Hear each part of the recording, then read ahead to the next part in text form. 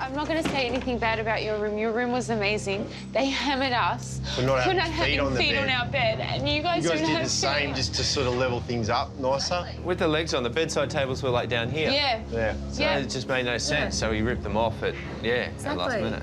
I just feel like it's a personal attack on me. Like, why are the judges picking everything on me when, you know, other contestants are doing the exact same thing and they... Still getting better points. Yeah. When I walked out, I was like, this is they're telling us that we don't have feet on our bed, but then, you know... They didn't say that about your room. They didn't say anything about your room. And the reason we did the exact same thing, it was because of the mattress topper. Exact same thing. It's like they're looking for things in our room to just critique, whereas if you put a few fluffy cushions and a nice fluffy doona in there, that wins them rooms. It's completely unfair. You mentioned to me that the Bromley on your wall for the guest bedroom was $2,000, correct? Yes, correct. And I was a little bit suspicious.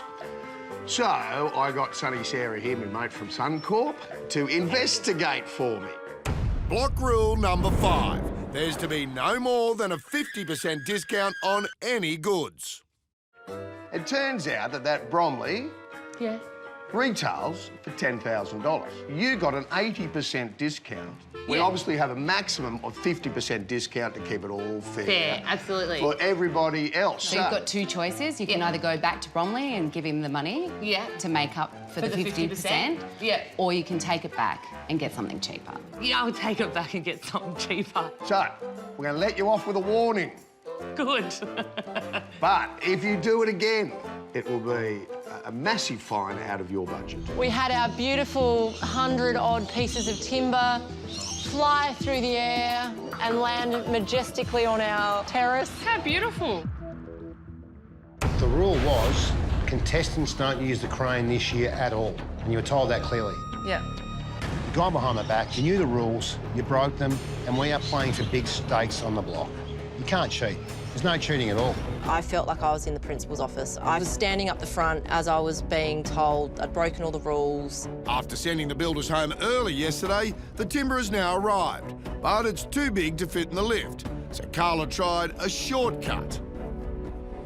Yeah, I guess we're looking at any advantage to make it happen, but... So I think what we'll do is we'll crane the timber back down. Really annoyed. Yeah, no, that's fair.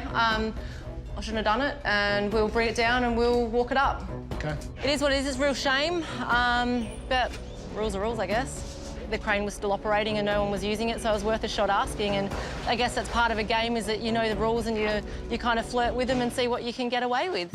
So after thinking she was so clever, Carla is going to have to carry her timber like everybody else. And when you live in the penthouse, that's a long walk.